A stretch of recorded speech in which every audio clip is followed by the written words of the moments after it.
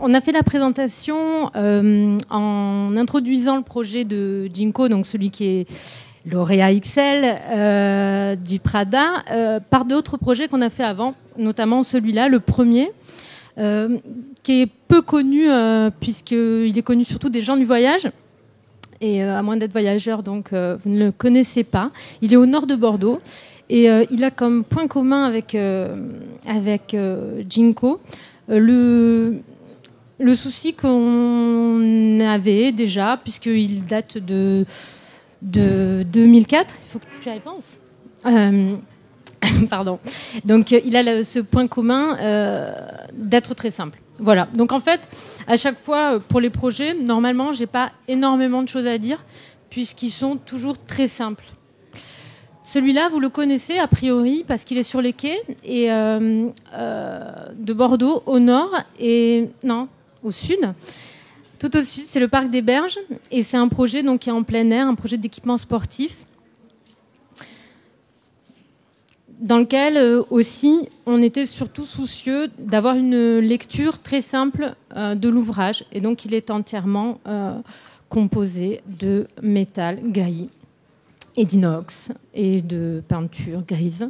Et il est homogène depuis le terrain de foot qui est au contact du mur de Pala jusqu'au ring hockey que vous avez vu jusqu'au bout là-bas.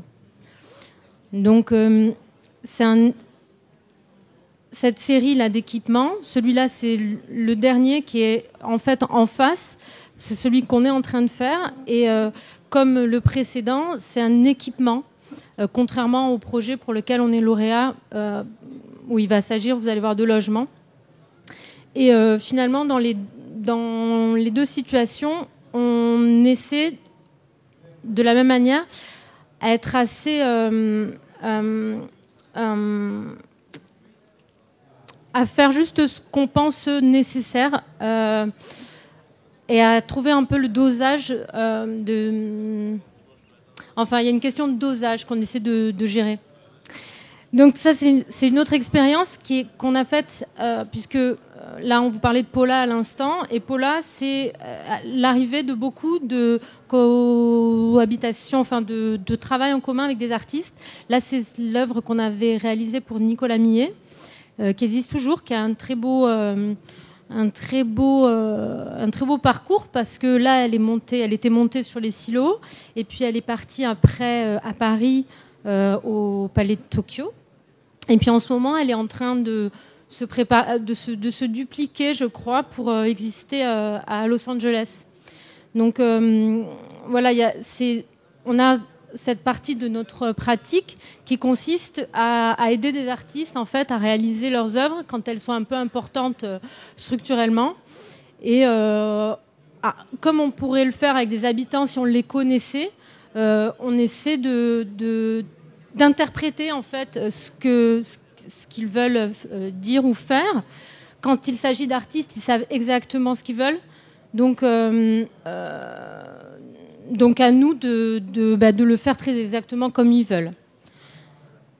Et en fait, en général, ils savent ce qu'ils veulent comme c'est normal. Ils savent ce qu'ils veulent à l'arrivée, mais ils ne savent pas forcément comment y arriver. C'est là qu'on intervient.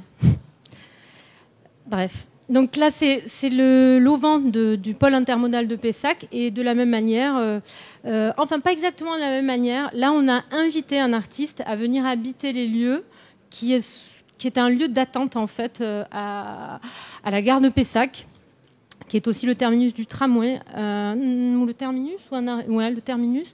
Donc ici, de par cette proximité qu'on peut avoir avec beaucoup d'artistes à Bordeaux, notamment, eh bien, quand le sujet s'y prête, le projet, on aime bien leur faire une place parce qu'on a évidemment tout à y gagner.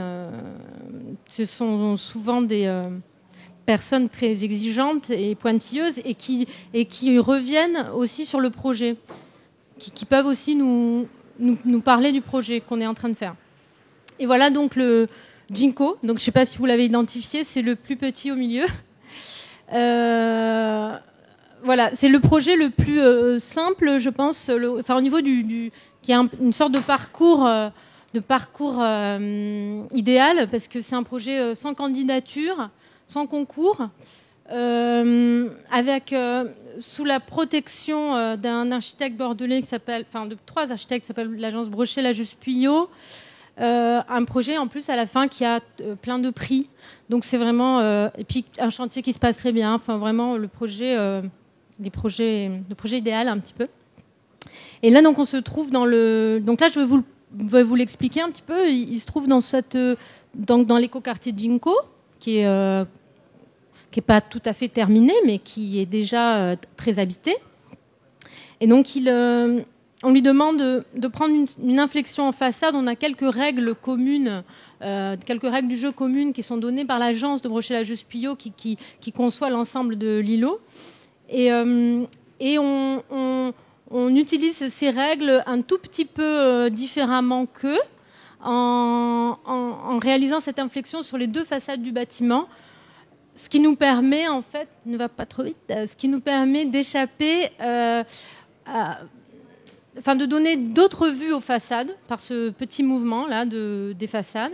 Et puis ensuite, c'est vraiment très simple. C'est 4 plans d'appartements classiques, donc ce qui a beaucoup fait plaisir aux promoteurs qui étaient Bouygues Immobilier, qui est toujours.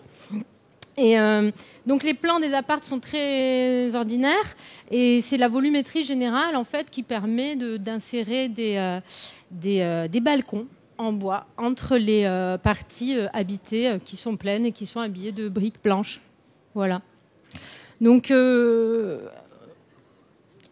peut-être que maintenant vous comprenez un peu mieux, peut-être par rapport à ce que j'ai montré avant, ce qu'on a fait, parce que voilà, comme pour le Parc des Berges, comme pour l'Auvent de Pessac, ça se lit généralement, au premier coup d'œil assez facilement. Quand on se rapproche, il y a quelques petits détails qui montrent que un architecte s'est penché sur la question. Et puis voilà. Après, oui, bien sûr. Vous avez vu, quand il y a les plans des appartements, ils ont souvent 2 terrasses au lieu d'une. Et puis voire 3. Et puis on est aussi attentif, comme beaucoup d'architectes aujourd'hui, et il faut l'être parce que on pourrait ne plus être concerné par les entrées, les halls des immeubles qu'on conçoit, mais ça doit continuer à faire partie de nos préoccupations quand on peut. Et voilà, donc on continue d'entrer dans l'immeuble. Là, c'est sur la terrasse du dernier niveau.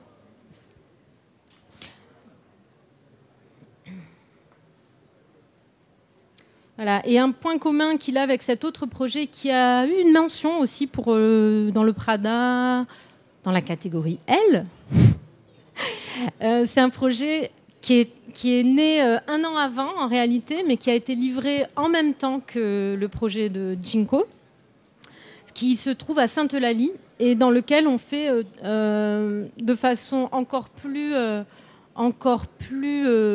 intense, je crois, l'expérience pas de la disparition, mais d'une sorte de mimétisme avec l'environnement. Voilà. Puisqu'à chaque fois, ce qu'on peut rechercher, c'est une sorte de singularité suffisante, on se disait, pour Ginkgo, c'est-à-dire être là, mais plutôt comme si on l'avait toujours été, ou être là, c'est un peu sans trop déranger, tout en impulsant quelque chose pour la suite, quoi. Je sais pas, voilà. C'est un peu difficile à dire. Mais c'est ce genre de naturel qu'on cherche à atteindre. Donc évidemment, ça a l'air modeste comme ça, mais c'est quand même très difficile. Voilà.